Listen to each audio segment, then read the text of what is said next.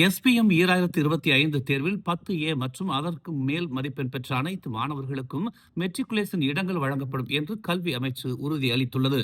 2026 2027 matriculation கல்வி அமர்வுக்காக 10A மற்றும் அதற்கும் மேல் மதிப்பெண் பெற்ற 6717 மாணவர்கள் அனைவருக்கும் இடங்கள் வழங்கப்படும் என்று அமைச்சு தெரிவித்துள்ளது.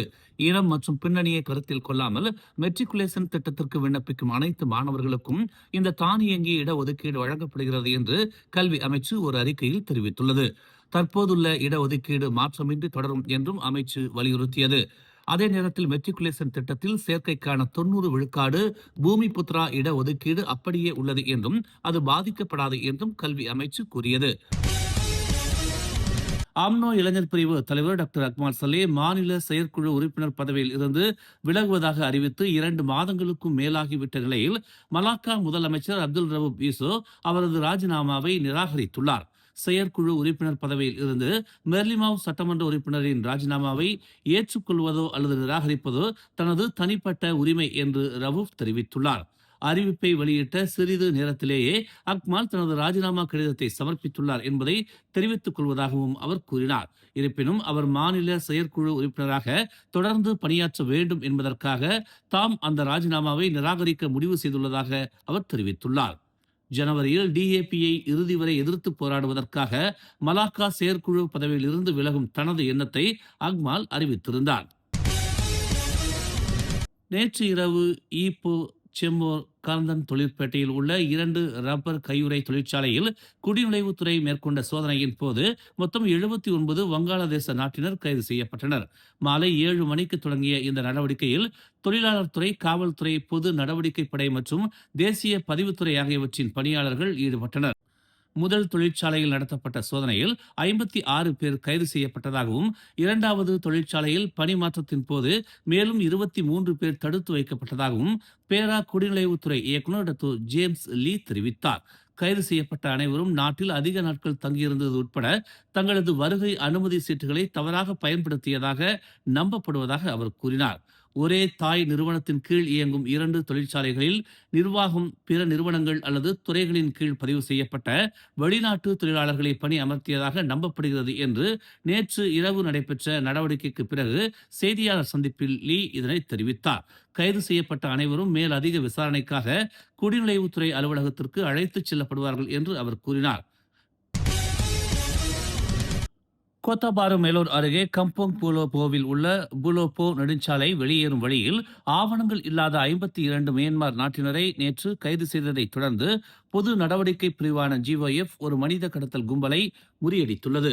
அப்பகுதியில் நடக்கும் கடத்தல் நடவடிக்கைகள் குறித்த உளவு தகவல்களை சேகரித்ததை தொடர்ந்து நேற்று காலை 6 மணிக்கு இந்த கைது நடவடிக்கை மேற்கொள்ளப்பட்டதாக GOF தென்கிழக்கு பிரிகேட் தளபதி அமாட் ராட்சிக் ஹுசேன் தெரிவித்தார். புலம்பெயர்ந்தோரை ஏற்றி செல்ல பயன்படுத்தப்பட்டதாகவும் மியான்மர் நாட்டினரால் ஓட்டப்பட்டதாகவும் நம்பப்படும் 7 வாகனங்களை GOF பெட்டாலியன் 9 பணிப்படை மற்றும் எல்லை புலனாய்வு பிரிவு இடைமறித்ததாக அவர் கூறினார். சோதனையில் அந்த வாகனங்கள் 18 முதல் 40 வயதுக்கு உட்பட்ட 37 ஆண்கள் மற்றும் 15 பெண்கள் உட்பட 52 மியான்மர் நாட்டினரை ஏற்றிச் சென்றது தெரிய வந்ததாக அவர் கூறினார். புலம்பெயர்ந்தோர் கடல் வழியாக நாட்டிற்குள் நுழைந்து சுங்கை கிளந்தான் ஆற்றங்கரையில் தரையிறங்கி பின்னர் கோலாலம்பூர் மற்றும் பல மேற்கு கடற்கரை மாநிலங்களுக்கு கொண்டு செல்லப்பட்டதாக முதற்கட்ட விசாரணையில் தெரிய வந்துள்ளது என்று ராட்சி கூறினார். புலம்பெயர்ந்தோர் மலேசியாவிற்குள் நுழைவதற்காக உள்நாட்டு போக்குவரத்திற்கு 300 ரிங்கிட்டும் மியான்மரில் உள்ள முகவர்களுக்கு 4500 ரிங்கிட்டிற்கும் அதிகமாக செலுத்தியதாக கூறப்படுகிறது. இன்று முதல் நாடு முழுவதும் ரோன் 97 ரக பெட்ரோல், மானியமில்லாத ரோன் 95 ரக பெட்ரோலின் விலைகள் 40 சென்ட் அதிகரிக்கும் என்று தெரிவிக்கப்பட்டுள்ளது. அதே நேரத்தில் மேற்கு மலேசியாவில் டீசல் விலை 70 சென்ட் அதிகரிக்கும் என்று அறிவிக்கப்பட்டுள்ளது. நிதி அமைச்சு ரோன் 97 பெட்ரோலின் விலை தற்போதுள்ள 1 லிட்டர் 4 ரிங்கிட் 95 சென்டிலிருந்து 5 ரிங்கிட் 35 சென்டாக நிர்ணயிக்கப்படும் என்று தெரிவித்துள்ளது. இதற்கிடையில் மானியம் இல்லாத ரோன் 95 பெட்ரோலின் விலை 3 ரிங்கிட் 87 சென்டிலிருந்து 4 ரிங்கிட் 27 சென்டாக உயரும். மேற்கு மலேசியாவில் டீசல் விலை 1 லிட்டர் 6 ரிங்கிட் 2 சென்டிலிருந்து 6 ரிங்கிட் 72 சென்டாக நிர்ணயிக்கப்படும்.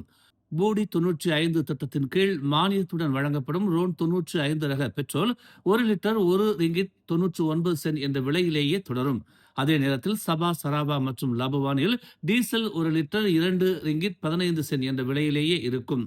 மானிய பெட்ரோல் கட்டுப்பாட்டு அமைப்பின் கீழ் வழங்கப்படும் மானிய பெட்ரோலின் விலை ஒரு லிட்டருக்கு 2 ரிங்கிட் 5 சென்டாகவும், மானிய டீசல் கட்டுப்பாட்டு அமைப்பின் கீழ் வழங்கப்படும் மானிய டீசல் விலை ஒரு லிட்டருக்கு 2 ரிங்கிட் 15 சென்டாகவும் தொடரும்.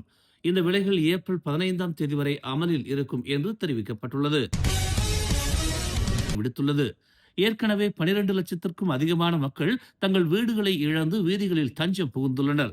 இஸ்ரேலின் இந்த மறைமுக தாக்குதல் ஒரு போர் குற்றம் என லெபனான் நாடாளுமன்ற சபாநாயகர் நபி பெரி கண்டனம் தெரிவித்துள்ளார்.